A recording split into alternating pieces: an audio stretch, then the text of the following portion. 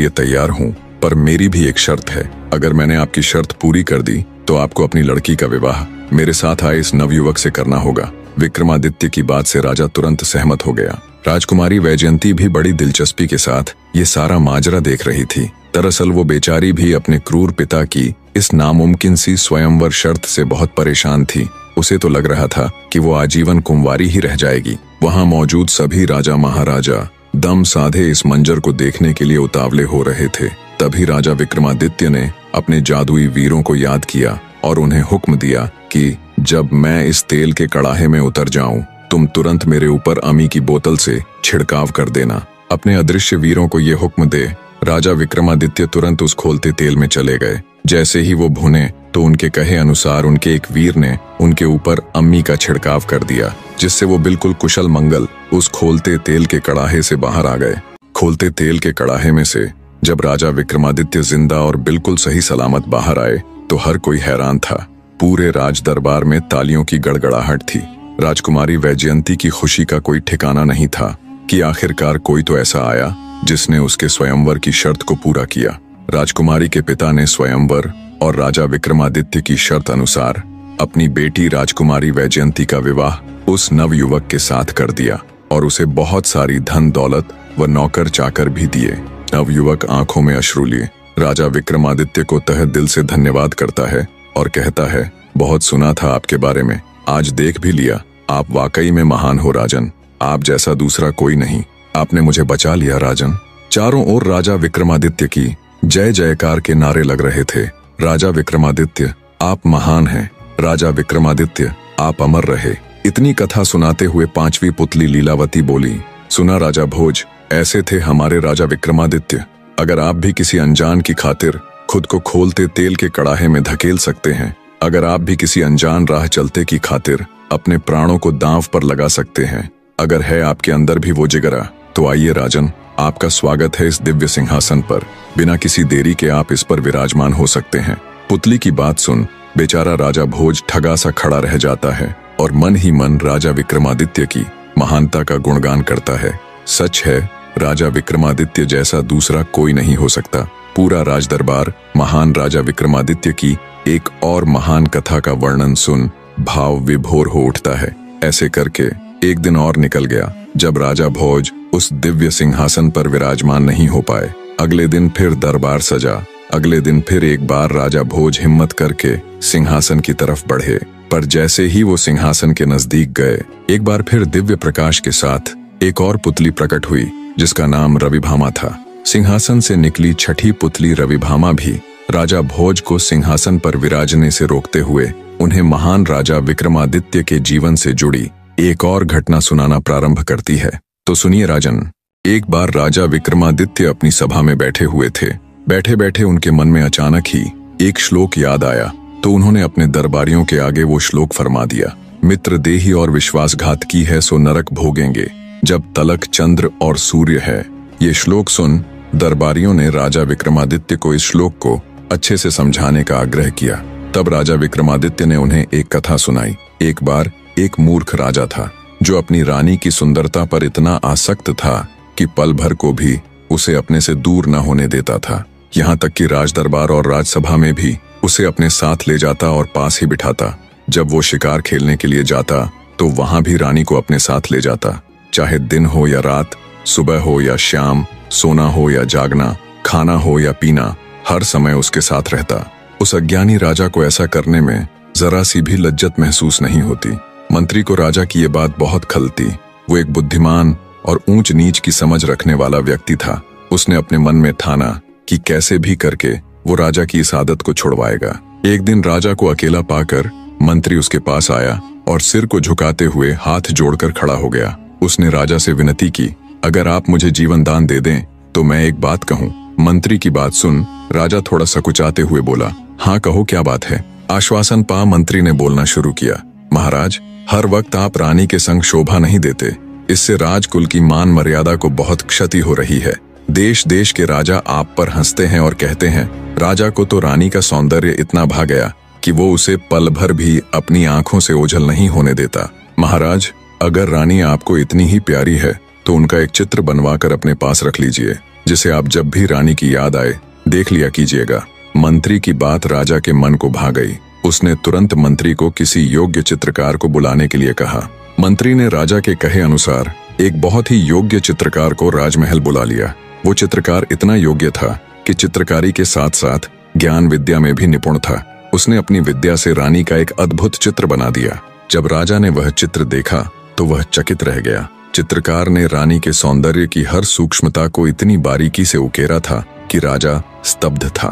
पर जब उसकी नजर रानी की जांघ पर बने हुए तिल पर पड़ी तो उसके रोंगटे खड़े हो गए। जांघ पर बने तिल को देख उसने विचार किया कि हो न हो ये पहले भी रानी से मिल चुका है। ये विचार आते ही राजा के तन बदन में आग लग गई। उसने मंत्री को आदेश दिया कि रानी की तस्वीर बनाने वाले उस चित्रकार को तुरंत बुलाओ।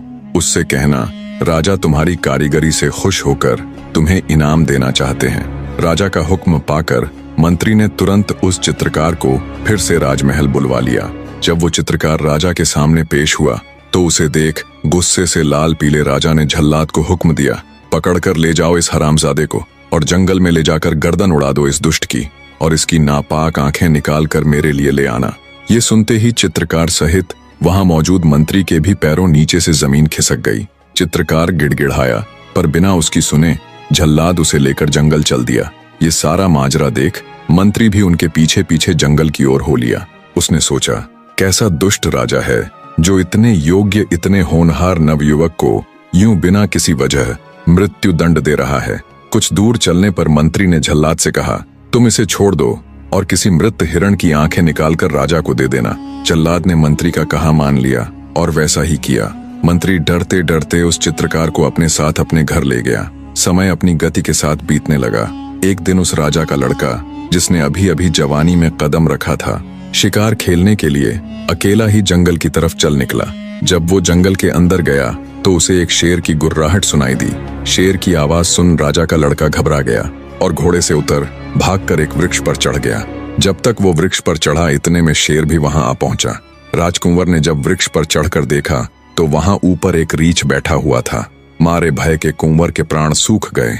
उसे घबराया देख रीछ बोला, डरो मत कुंवर, तुम मेरी शरण में आए हो। मैंने तुझे जीवन दान दिया। अब बिना किसी भय के तू आनंद के साथ यहाँ आराम कर। थोड़ी देर बाद रीछ बोला, रात होने वाली है। ऐसा करते हैं हम दोनों बारी बारी पहरा देते हैं।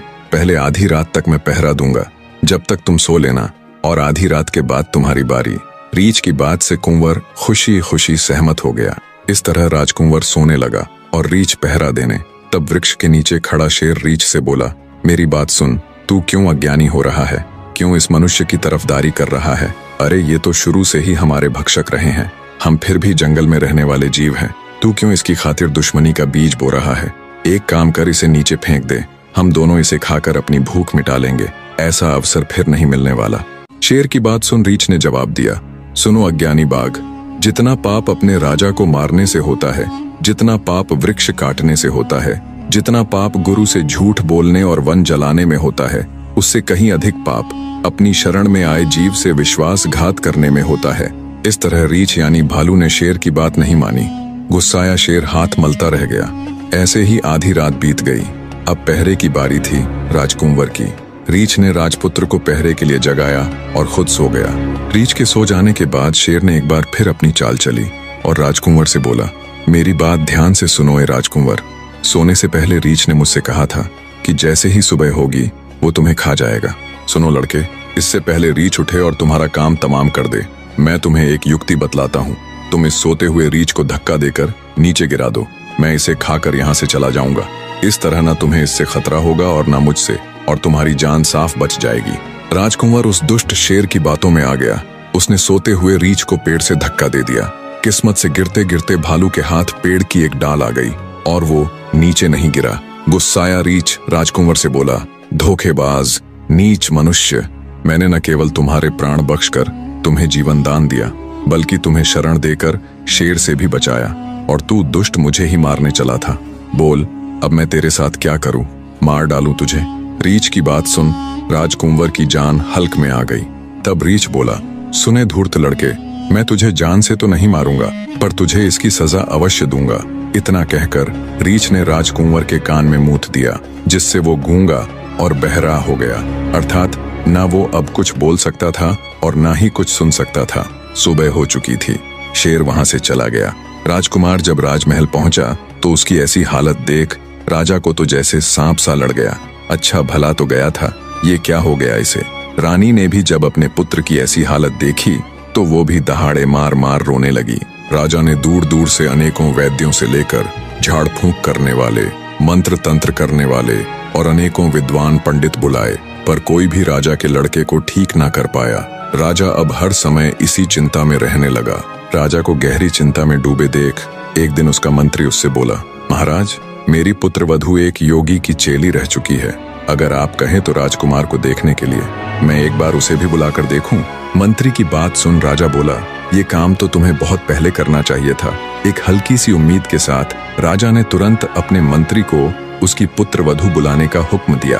राजा के हुक्म से मंत्री अपने घर आया और उसी विद्वान चित्रकार को ये सारा माजरा कह सुनाया और बोला, तुम्हें स्त्री के रूप में मेरे साथ राजमहल चलना है और राजकुमार का इलाज करना है। मंत्री ने चित्रकार की जान बचाई थी, सो वो तुरंत राजमहल चलने के लिए तैयार हो गया। स्त्री का वेश धारण कर, स्त्रियों जैसे कपड़े पहन चित्रकार मंत्री के साथ राजमहल की तरफ चल पड़ा। जब चित्रकार मंत्री संग राजमहल पहुंचा तो राजा ने अपने बेटे को बुलवा लिया। अब चूंकि चित्रकार ने अपना पूरा मुंह ढका हुआ था तो राजा उसे पहचान नहीं पाया। स्त्री रूप धारण किए चित्रकार ने राजा से कहा, अपने लड़के को नहलाकर चौके पर बिठा दो। राजा ने देर न करते हुए तुरंत वैसा ही किया। जब राजा का लड़का नहाकर चौके पर बैठ गया, स्त्री वेश में चित्रकार उसके पास गया और बोला, जो मैं कहूँ ध्यान से सुनना। विभीषण बड़ा शूरवीर था, पर वो अपने भाई से दगा कर श्री राम जी से जा मिला और अपने भाई रावण का सारा राज खोल दिया। अपने कुल के विनाश का कारण बना। मारे लज्जा के उसने 1 वर्ष तक अपना सिर ऊपर को न उठाया और अपने किए का फल पाया। जैसे भस्मासुर ने महादेव जी की तपस्या करके उन्हीं से विश्वासघात किया और वर में उनसे पार्वती जी को मांग लिया, उसका फल भी उसने तुरंत पाया और खड़े खड़े कुछ ही पलों में भस्म हो गया। आगे चित्रकार बोला, ए कुंवर, तू मित्रद्रोही और विश्वासघाती क्यों हुआ? सोए हुए रीछ को तूने नीचे धकेल दिया। उसने तो तेरे प्राण बचाकर तेरे ऊपर उपकार किया था और तूने उसी के साथ विश्वासघात किया। पर इसमें तेरा कोई दोष नहीं है, दोष है तेरे पिता का। अब जैसा पिता होगा वैसी ही उसकी संतान होगी, क्योंकि बीज जैसा होगा वैसा ही उससे निकलने वाला फल होगा। चित्रकार की इतनी बात सुन कुंवर सचेत हो बोल उठा। तब राजा बोला, ए सुंदरी, सच बताना, तुम्हें वन के जानवर का कैसे पता चला? तब चित्रकार बोला, जैसे मुझे रानी के जांघ के तिल का पता चला वैसे ही जंगल के जानवर का पता चला। इतनी बात कहकर चित्रकार स्त्री वेशभूषा को त्याग कर अपने असली रूप में आ गया। सारी सच्चाई जान राजा तुरंत उस चित्रकार के कदमों में गिर पड़ा। उसने चित्रकार से माफी मांगी और उसे अपना आधा राज्य देते हुए उसे अपना मंत्री भी नियुक्त कर दिया। राजा विक्रमादित्य ने जब ये कथा सुनाई, पूरे दरबार में तालियों की गड़गड़ाहट गूंज उठी। इतनी कथा कह छठी पुतली रविभामा बोली, सुना राजा भोज, ऐसे थे हमारे राजा विक्रमादित्य। वो न केवल साहसी और पराक्रमी थे, बल्कि एक विद्वान पुरुष भी थे। वो न केवल एक पारखी बुद्धि के मालिक थे, बल्कि ऊंच नीच की समझ रखने वाले व्यक्ति भी थे। अगर है तुम्हारे पास भी कोई ऐसा किस्सा, कोई ऐसा फैसला जो तुमने आज तक किया हो, तो सुनाओ राजन, मैं सुनने के लिए बेसब्र हूँ। छठी पुतली रविभामा की बात सुन एक बार फिर राजा भोज अपने पैर पटकते हुए बिना कुछ कहे सुने राजसभा से चले जाते हैं। अगले दिन फिर से राजसभा बैठी। राजा भोज एक बार फिर नए दिन नई उम्मीद के साथ सिंहासन पर बैठने को उतावले हो सिंहासन की तरफ बढ़े, पर जैसे ही वो सिंहासन के नजदीक पहुंचे, एक बार फिर दिव्य प्रकाश के साथ एक और पुतली सिंहासन से प्रकट हुई। सिंहासन से प्रकट होने वाली 7वीं पुतली का नाम था कौमुदी। राजा भोज को रोकते हुए सवाल जवाब होने के बाद अनंत सिंहासन से निकली 7वीं पुतली कौमुदी भी महान राजा विक्रमादित्य की एक और कथा का बखान करना शुरू करती है।